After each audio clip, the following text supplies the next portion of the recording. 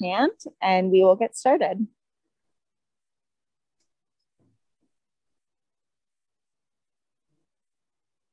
Kareem.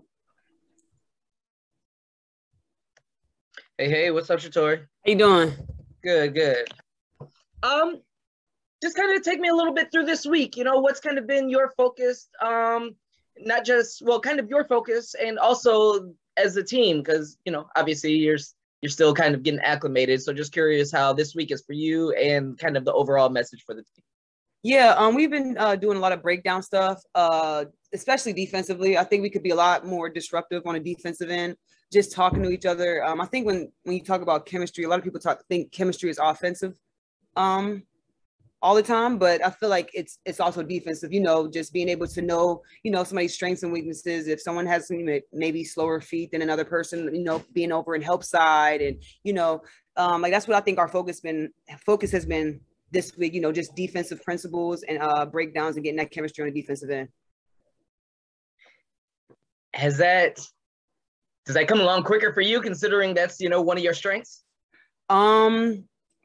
I do enjoy it. But there's definitely some areas that I need to improve on. And I know for sure it's with me, I'm super excited to have, I love playing defense with Tosh. Tosh just makes, in my opinion, she makes everyone feel comfortable because she's always talking and she's just always in the right position. And I feel that she is. And, when you have somebody like, she wasn't here today, but just someone like Alicia Clark, who's made all defensive teams, just, having that voice on the sidelines, Shavante and Ariel, it just makes me feel more comfortable, and I feel like I'm getting better for sure. You led me right into somewhere I was gonna ask. How did Tosh look? Number one, and number two, how different is it when, or she's been out for so long, but still, how big of a difference? And I know you weren't here for the whole thing, right. But not having her, considering she's the leader, she's the point guard, like you said, everything she kind of brings to that defensive end. I assume it's not just like, you never want to lose a starter, but I mean, that's a pretty important starter. For sure, definitely. And luckily, she is always talking. So even when she's not, we obviously want her on the court, but when she's not talking, you can like feel her on the court because she's like right on the sidelines, always talking in the huddles. When I was in New York, she was talking, letting us know her perspective, what she sees. Cause obviously, there's coaches have their perspective. We have ours when we're on the court, and then she gives us hers. But she looked great to me. She looks great. She was moving. She was obviously pacing herself, but I mean, she did a lot. She did great for me. Just being out there, being able to be out there with her was definitely fun, and I was definitely a learning experience. And just one last one for me, coming on Saturday, it's obviously every game's important, every game you want to win, but does it matter? Is there any emphasis on, let's get this one so we kind of go into the break on a big note, or is it still, hey, let's look at big picture, even if we don't get Saturday, it's not the end of the world? Yeah, no, it's definitely going and win. We may be down numbers, but I guarantee you Chicago doesn't care that we're down numbers. Like, I guarantee you Chicago's going in feeling like they want to get this one too, going into break. So, we going in there trying to get this win and definitely trying to build on what we've been working on this week. And like I said, eventually come out with a win. Cool. Quick and easy for me. Appreciate you. No problem. Thank you.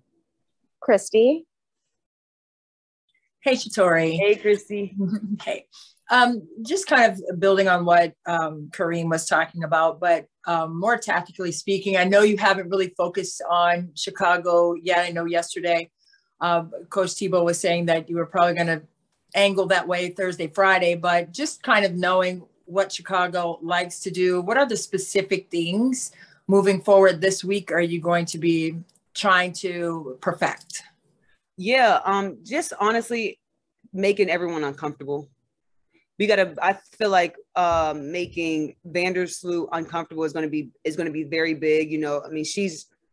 With her and Candace, with their two tandem, I feel like they make their team go. With Candace being a point forward or center forward, however you want to, she's a point guard to me, but with Vandersloot as well, like they get everyone in the right position. So as much as we can be disruptive with them, kill their vision, making them uncomfortable, I feel like that's like a great start. And I feel like that's what we're trying to do today. We're just, be disruptive on defense, getting our hands, getting deflections, not being able to make whoever the offensive player comfortable, bringing that heat on them.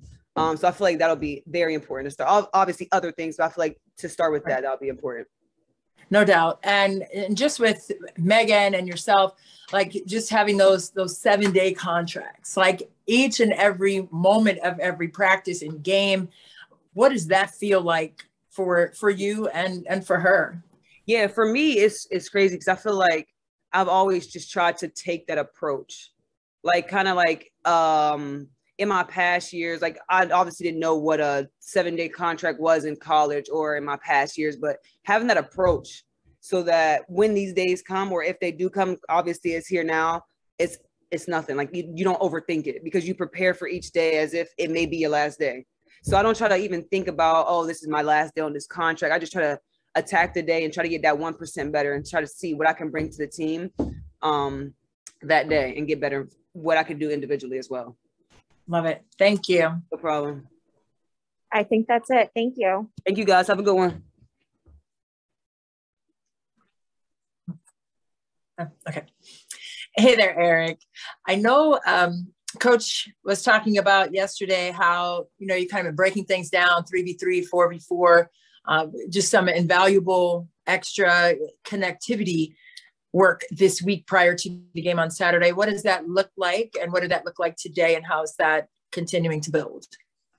Yeah, it's on both sides of the ball.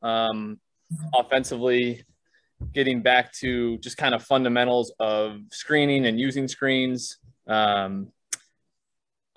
Everything is tied to getting in sync more with teammates. Obviously, we got a couple new people. Shatori and Megan really haven't had practices with us yet until this week. So Shatori obviously has been here before, but trying to get back on the same page in some 2-man actions. And then when we add other people on the court, just back to basics about spacing, timing, when to cut, when to screen versus, doing those things when you're not in a position to help your teammate with the ball. Then defensively, like communication, what to say, when to say it. And then the people like guarding a ball screen, getting back in sync on our coverages.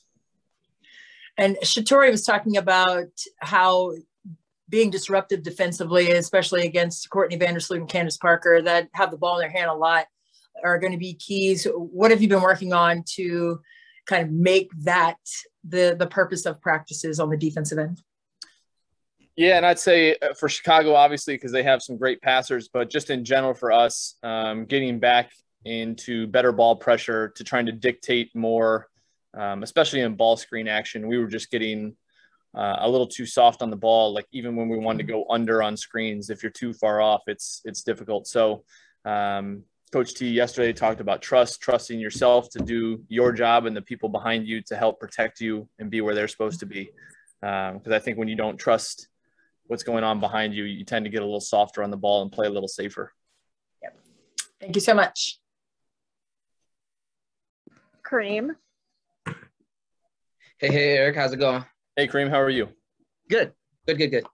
I want to ask a little bit about Ariel. I know she was banged up a little bit ago, and I don't know if that's kind of still nagging with her a little bit, but I'm just curious, what are you guys seeing from her? She hasn't quite been, I think, in the last week or so, quite as aggressive as she was when, she hit that stretch where she was really kind of tearing everybody up.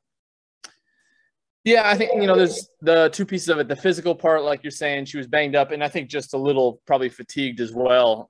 We've been asking a huge amount of her with the ball. She's not getting much easy. Teams are giving her a ton of attention in game planning. Without Tosh out there who pushes our tempo so much and creates so much for others, she's not getting anything easy in transition or off the ball. So she's had the ball in her hands a lot. I think the big positive is, I think if you look at the last 5 games, even though she's found it a little bit more difficult shooting the ball or getting easy looks, I think she's got 26 or 27 assists in the last 5 games. So she's had a way of impacting our offense even when she hasn't scored. Even the other night in the second half, she made 2 or 3 great passes to wide open shooters, kind of like Tina did, and we just didn't knock them down. So part of her development's been playmaking for herself, but also for teammates. And it's good to see even when she's not been totally in rhythm that she has gotten teammates easy looks. And it's funny you mentioned her development. That was the next thing I was going to ask. Is that kind of part of it all of, okay, your game kind of elevates and then defenses adjust and how they play you, and then kind of figuring out, all right, what's my counter to that? 100%. And I think she went through that a little bit last year in the bubble. But she's for sure getting it right now, especially being shorthanded. We haven't even been, you're not even able to get much rest during the game. So, we've talked a lot just as we watch NBA games and other players in our league of just being in control at your own pace, reading what's happening, being able to sit there, not sit there, but being able to read what's going on with the defense while staying aggressive. And that's a tough balance because you can be too aggressive and you don't know what's going on, or you can be too passive trying to read everything. And so finding that balance it's the last step for her, I think. I mean, she's a great shooter. She's gotten better around the rim. She's become a better passer. It's, can I make the right read and decision on every possession, including when it's time for me to be aggressive? And you just touched on Tosh for a second, and Shatori did also. How do you, or what's the biggest challenge of when she's not out there trying to, I know it's not replicate what she does, but trying to find, she does so much, trying to find all of those different things that she does from other places? Yeah, trying to replicate, I would say the pace is probably the hardest thing. She just plays at such a good tempo. And, it also just takes the pressure off of Leilani of having to initiate the offense for such a long stretch of the game. Playing the two of them together has always been beneficial to both of them. So like even this week, we're just working on different people handling the ball, trying to find a few options to get into things easier without having to have one person just initiate all offense, get everybody organized. But we've been trying to do it without practice, which is really, really difficult. So even just having a few days of practice and going over some different ways to initiate offense should help. We miss our defense, obviously, too. And just one last thing for me. Obviously, every game's important. You want to win everyone. Does this one carry maybe a little bit more weight just to kind of go into the break on a good note, or is it still, hey, each individual game is, just as important as the next? I'm sure that we'd all feel a little better during the break if we could win it, but I don't know that saying that changes much about how we approach the game. You know what I mean? Mm-hmm. Obviously, we'll probably feel the effects a little bit more when you've got that much time to think about your last game. But I think, after a couple of weeks when we come back in and it's time to start fresh, I think we'll have good focus and energy and a drive to finish the season the way we feel we can, kind of regardless of what happens Saturday. But yeah, for sure, we'd all feel a little bit better those few days afterwards if we can get a win. Cool. That's perfect for me. Thank you. I appreciate you. Thanks. I think that's it, Eric. Thank you. Great. It might be who else is coming? Theresa? Yeah, TP's, all right, but she's still shooting. Yeah, it might be 1 minute on her. Thanks. Good, thanks. How are you? Gosh, did I look in the mirror today? If anyone has any questions, please raise your hand.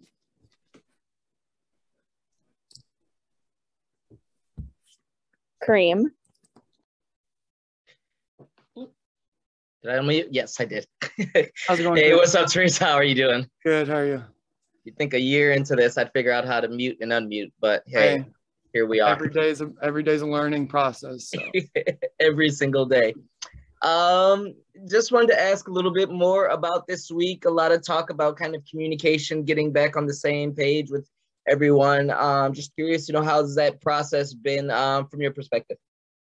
I think this has been a really good time for us to get back on our feet in terms of resting bodies and bringing people back off of injury, and B, just working on the little things that, to be honest, with the lack of numbers to be available to actually go, and just the time that we've had to work on ourselves has been very little. So this week of just focusing and working on little things every day, whether it's communication, whether it's point of attack, whether it's ball screen coverages or ball screens and our angles and things like that, we were really touching up on these little things to, make one last push before the break and then set the standard for what we want to come back looking like. You quickly mentioned, you said, this has been the first time in a while to kind of work on yourselves. Has that been much individual, or is that pretty much, like you were just saying, kind of a lot of the team concepts and working with each other? It's been small groups. We've been doing a lot of small groups so we can focus on each individual specifically, but within a group setting and as live as we can go. When you go 2-on-2, 3-on-3, 4-on-4, it's not really a real game, but you can definitely understand strong side spacing, weak side spacing, point of attack spacing, and really nitpick at the things that we want to be better at. And we watched film, saw where we struggled, and really coming into practice, working on point of attack, working on our coverages, working on our rotations on the weak side, flooding the help line, things of this nature that we really dropped the ball in these last couple games, and getting in the gym, being able to work on that and stopping and correcting and teaching has been really beneficial for us in these past couple practices. Since you kind of mentioned it, you said we really dropped the ball the last couple games. Everybody in a good mental space, you recognize, hey, we're better than this, and able to kind of move on, or does that stuff kind of linger a little bit? I think it's a mixture of both. I think that as professionals and as competitors, you want to win every single time you step on the court. You want to make every single shot you take. You want to be perfect. But the reality is you can't be. And then just having these games back to back to back with numbers, I just feel like this team has had every excuse in the book to fold, and we have fought through so much. And just to have this time, I think the heart's there. I think the trust is there for one another. It's just being able to capitalize on things and really get down to detail on the things that we have been doing. I think we can do a lot better when it comes to just spacing and having ball movement and not looking so stagnant, and coming in with a good mindset and not hounding on the pass, and knowing that this is just halfway, and the difference between 4th place and 11th place is what, like a game and a half or something like that. So this is really a competitive season in the WNBA. All the way across, historically in the WNBA, you have top heavy and bottom heavy. This is middle of the playing field heavy. So, we're in a battle right now. We understand that every game is very important. And that's just something that we want to continue to grow off of, is just controlling what we can control every single day and focusing on the little things and hoping that will continue to blossom into something a lot better. And just one last thing for me, and I'll shut up. You've had so many different roles just throughout the course of this one half of the season. I'm just curious, what's that been for you when, 1 week you're called to do one thing, and 3 days later you might be called to do something completely opposite? That, to be honest, that's what the WNBA is all about, is just next man up mentality. With a 12-man roster, you never want to see injuries, but injuries happen in the game of basketball, and things happen.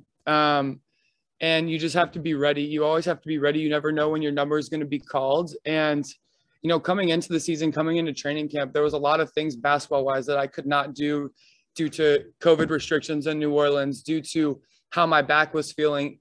Even when my back started feeling better, like lateral movements were about it. So there was a lot of things coming in that I wasn't necessarily being able to do everything 100%. And working myself into that throughout training camp in the beginning of the season has been really nice, to be able to maintain what I can do on the court without the heavy load, and just being thrown into minutes like that. It's been a hard balance of me finding where my body will fatigue, and me pushing through that mental fatigue, and being able to push in spurts where I know that, maybe I haven't trained as hard as I wanted to getting up to this point due to whatever. And coming into these situations, it's been everybody's kind of thrown into it. We had Tosh playing the 5 at one point. So really, you're doing whatever you can to get this team a win. But one thing that we don't do is give up. We don't cave in, and we don't make excuses. So here we are. We want to get this one on Saturday. Chicago's a really good team, and it's a good opportunity for us to exit before Olympic break on a high note. It's absolutely perfect. I appreciate you. Thanks, Kareem. Christy. Hey, Theresa. See how you doing? Hey, good. Just kind of building on what you were just saying about having that strong momentum on Saturday, just really going in and being disruptive. What are the major keys that you've been working on in practice this week so that could be a possibility on Saturday for you? I think our focus has been communicating a lot better, trusting each other on the defensive end to just be a little bit closer to the ball. Post, whenever we come to the ball screen, be a little bit closer to the point of attack. Just being more aggressive at the point of attack is really going to help everything else come to play. When we are passive and we are just kind of floating around the point of attack, it's hard for our backside to rotate the way that they need to. So when we do better at the point of attack, everything else has been kind of flowing into place, and we have more of an emphasis on talking. We have more of an emphasis on talking loudly so that everyone can hear, not the person in your coverage. Just little things like that we have been, when fatigue hits, your brain goes first, and these things have been lacking. So when we get tired, when things happen, these are the things that we're going to fall back on. So really working on that this week has been very helpful. And with a team like Chicago and, Courtney Vandersloot and her playmaking abilities, but then also Candace Parker and her playmaking abilities at her size and position as well pose a challenge. What kinds of things are you looking to do to disrupt both of them specifically on Saturday? We haven't gone over personnel yet, but I know that, Courtney Vandersloot's having one hell of a year, one of her best seasons. Not saying that all of her other seasons haven't been anything, but she's just really playing this season, as well as Chicago's a really good team collectively, especially when Candace is in the game. They do a really great job, but really being able to limit the decision-making of Quigley, Vandersloot, pushing her to one side, limiting her as much as we can, forcing her into screens, forcing her to do things that she doesn't necessarily want to do, make her options less available, as well as Candace, as a point guard post, she can distribute, she can dribble, she can really do it all. So being able to limit her and her options would be crucial for us. And that's going to be very heavy on the person that has them individually, as well as our rotation on the backside. It's a team effort when it comes to defending individual players. It doesn't rely on just one person. I think we can do a better job of collectively guarding individuals. Thank you. Thank you. Natalie? For you personally, what are you looking forward to in the break coming up? Rest, relaxation, and then is there anything that you're not looking forward to? Any downsides to the extended break?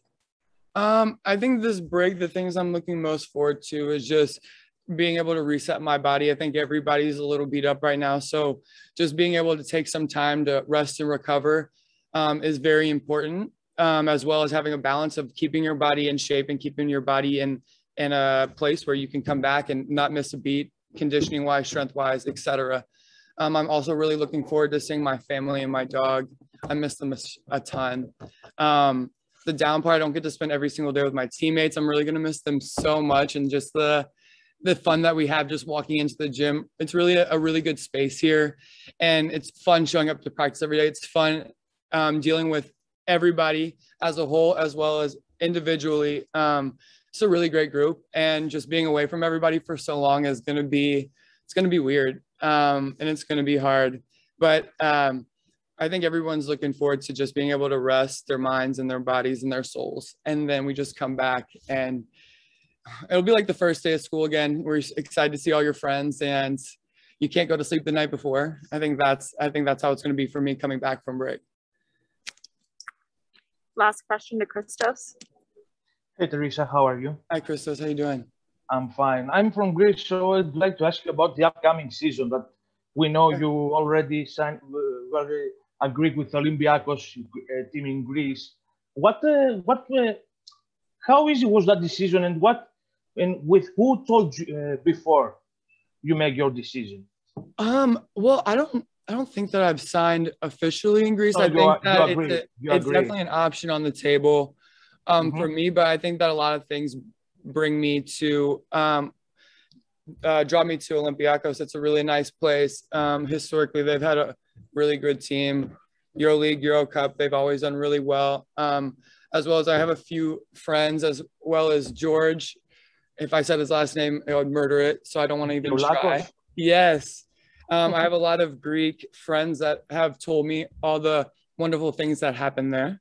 So I'm trying to go to Greece for that, as well as just the basketball. I played with Ivana Matsi for a year in Turkey, and just the things that she said about Olympiacos has been really great. So if that is the place that I end up landing, I'm really looking forward to being there, as well as seeing everything that Greece has to offer, as well as good Mediterranean food. And also we saw that you follow Yelena Leuchanko on Instagram. Yes. Do you know her, and do you know that the last season he played for the biggest rival of Olympiacos, Panathinaikos? No, I did not know that. I did not know that. Did you talk with her about the Greek experience? I have not talked to her. The last time I spoke with her was in 2019 when I played against her when we were both playing in China. And that was the last time that we spoke. Thank you very much. Thank you. Thank you. I think that's it, Theresa. Thank you. Thank you, guys.